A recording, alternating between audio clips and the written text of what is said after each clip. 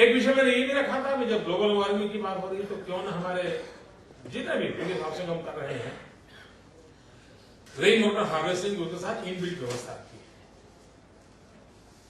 उसी प्रकार से सोलार सिस्टम को हम अटैच क्यों ना करें। अगर हम सोलार सिस्टम को उसके घर के साथ जोड़ देते हैं तो पुलिस परिवार का कॉस्ट ऑफ लिविंग कम होगा। अगर उसका गर्म पानी का काम वगैरह सब अगर इसी लाइट से हो जाता है तो उसका खर्चा कम हो जाएगा, कॉस्ट ऑफ लिविंग कम होगा। तो हम व्यवस्था ऐसी विकसित करें ताकि उस पर रहने वाला जो व्यक्ति होगा उसका भी कॉस्ट ऑफ लिविंग कम करने में हमारे मकान की रचना, हमारी हाउसिंग सिस्टम ही उपयोगी हो। उसी प्रकार से एक सुझाव मैंने रखा कि भी हम अगर स्कोप हो सकता है सब जगह पर ना कोई हो, क्यों ना हम पुलिस हाउसिंग के अंदर किचन गार्डन की व्यवस्था करें और वहीं पर उस 30 परिवार 50 परिवार जितने मकान होंगे उनके लिए जो सब्जी चाहिए कुछ सब्जी वहां, और वो भी ऑर्गेनिक सब्जी हो सकती है क्या। अगर हमारा पुलिस परिवार इकोनॉमिकली उतनी स्थिति नहीं होती है कि मन मर्जी पड़े वो नहीं सब्जी वगैरह वो खा सकता है, उसके परिवार को जो न्यूट्रिशन इक्विपमेंट से आवश्यकता है उसमें वेजिटेबल्स बहुत बड़ी अनिवार्यता है। अगर एक किचन गार्डन होगा और उस वेजिटेबल को उन्हीं परिवारों में बांटने की व्यवस्था वो अपने आप बना ले, और वहां जो पुलिस परिवार की माताएं हैं, बहनें हैं, वे अगर छोटा एक सखी मंडल बना दे और सखी मंडल बना करके उस किचन गार्डन को संभाले और अपना एक सिस्टम बना के ये मंडे को ये इतनी सब्जी इस प्रकार की आई है, चलिए 4 घरों को पहुंच सकती है, दूसरे मंगल को इन 4 घरों को, यानी न्यूट्रिशन की समस्या में भी समाधान हो सकता है, कॉस्ट ऑफ लिविंग भी कम हो सकता है और अच्छा खाना उस परिवार को उसी हाउसिंग के साथ जोड़ सकते हैं। कुछ कॉमन फैसिलिटी विकसित कर सकते हैं क्या, बच्चों के खेल के लिए उनको प्रमोट कर सकते हैं। यानी एक प्रकार से हाउसिंग वो सिर्फ 4 दीवारों वाली व्यवस्था यहां तक सीमित मैं समझता हूं हमारा क्षेत्र न रहे। आप लोग 2 दिन चर्चा करने वाले हैं, तब उन 4 दीवारों से बाहर निकल करके पुलिस हाउसिंग यानी एक पुलिस परिवारों की सामूहिक जिंदगी को किस नजरिए से हम देखना चाहते हैं, उस सामूहिक जिंदगी में वो कौन सी चीजें हम जोड़ना चाहते हैं ताकि उनके जीवन को हम उपकारक हो सके। अगर उस दिशा में हम प्रयास करते हैं, मैं समझता हूं बहुत कंट्रीब्यूट कर सकते हैं। ज्यादातर ये देखने में आता है कि महानगरों में इस काम को पूरा करना एक बहुत बड़ा, तो कई एजेंसियों से निकल करके आना पड़ता है। अब जैसे हमने कोशिश की है कि क्यों न पुलिस थाने के साथ साथ जब पुलिस थाने के लिए जमीन देते हैं तो उसके साथ छोटा मोटा हाउसिंग कॉम्प्लेक्स उसी के निकट देने की संभावना बन जाती है।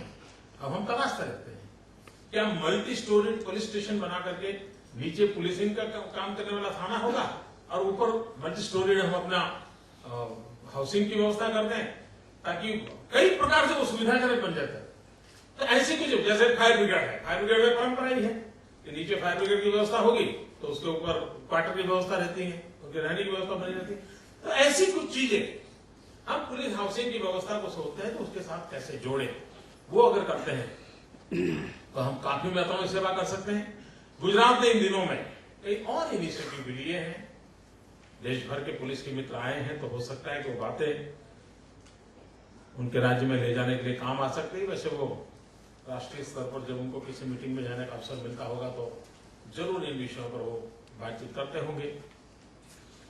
एक क्षेत्र जिसमें हमने पदार्पण किया है वो है रक्षा शक्ति यूनिवर्सिटी। कई वर्षों से हमारे देश में चिंतन चलता रहा है कि फलाने देश की पुलिस ऐसी है, हमारे देश की पुलिस ऐसी क्यों है, कितना क्यों है, ऐसा ही होता है। दरअसल क्या है कि हमारी पूरी व्यवस्था में जॉब इस सेंटर में है, ह्यूमन रिसोर्स सेंटर में नहीं है। थोड़ा शिफ्ट कर करके ह्यूमन रिसोर्स और उसके लिए ये अगर हम थोड़ा एम्फेसिस बदल दें तो हम सारी स्थितियों को बदल सकते हैं। और उस एक छोटे से विचार में हमने गुजरात में रक्षा शक्ति यूनिवर्सिटी को प्रारंभ किया।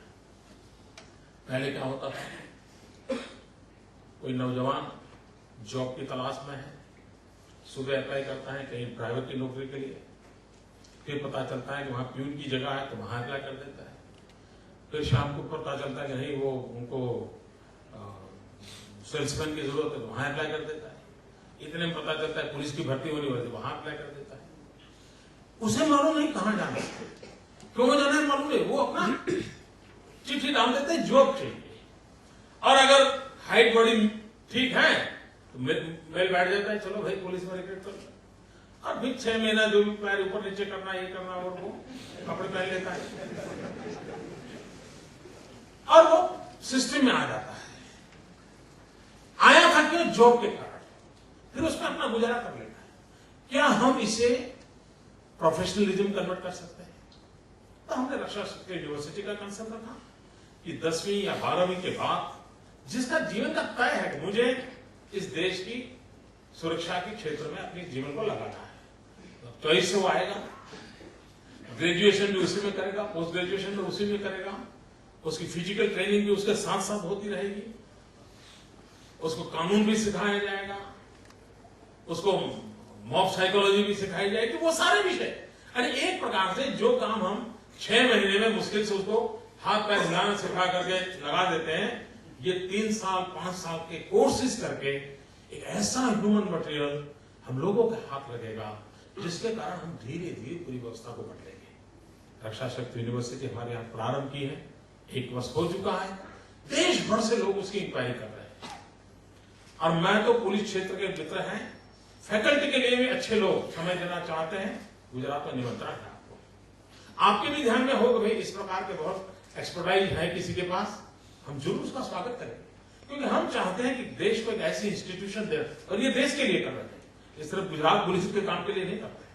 हम एक ऐसी इंस्टीट्यूशन खड़ा करना चाहते हैं कि जिससे लोग, और उनका कैंपस इंटरव्यू होंगे, उनको कैंपस से लोग ले जाएंगे, भाई गुजरात की रक्षा यूनिवर्सिटी से अगर हमको कांस्टेबल में भी ये लड़के मिलते हैं तो हमें चाहिए, हम ले जाएंगे, हम इतना तनख्वाह देने को तैयार है लेकिन ले जाएंगे, ये होने वाला है।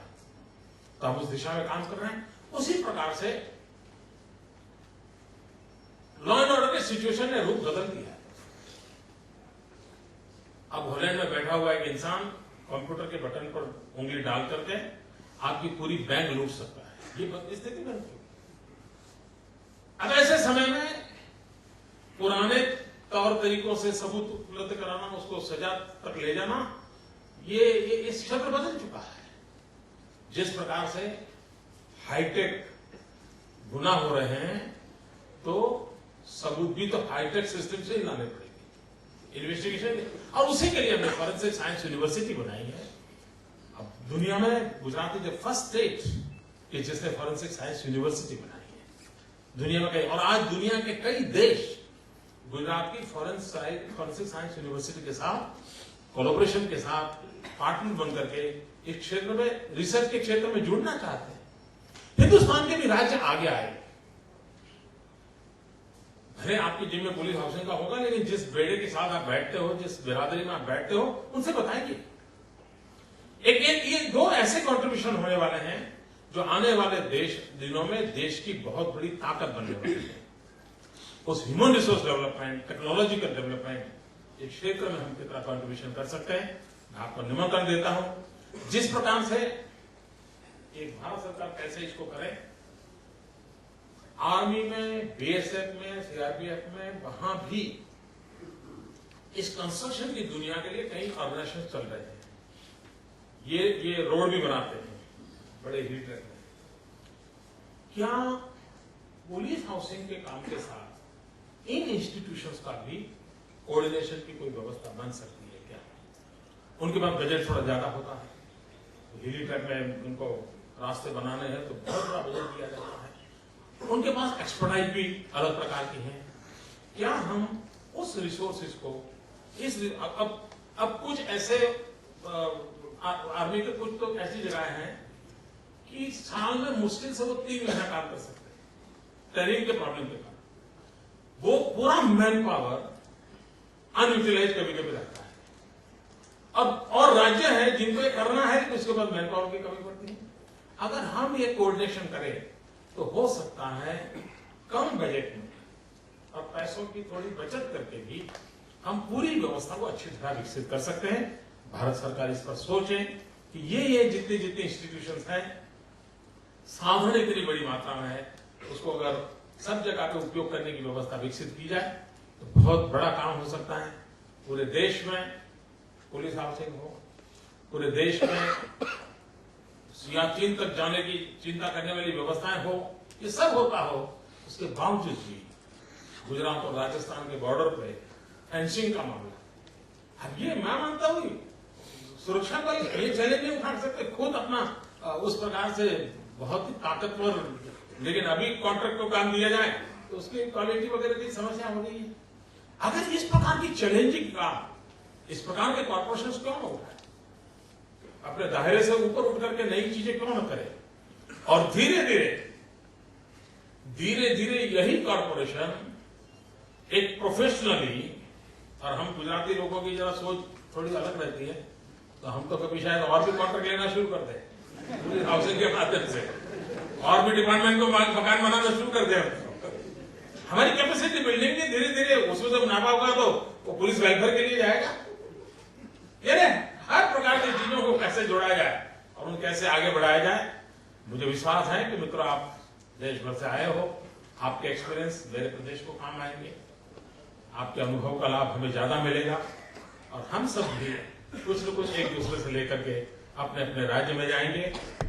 हमारे साथी पुलिस मित्रों की जिंदगी बहुत अच्छी जाए, उसमें हम भी कुछ कंट्रीब्यूट करेंगे, और इसमें गुजरात की स्वर्णिम जयंती वर्ष का कंट्रीब्यूशन होगा, इसकी मुझे बहुत खुशी होगी।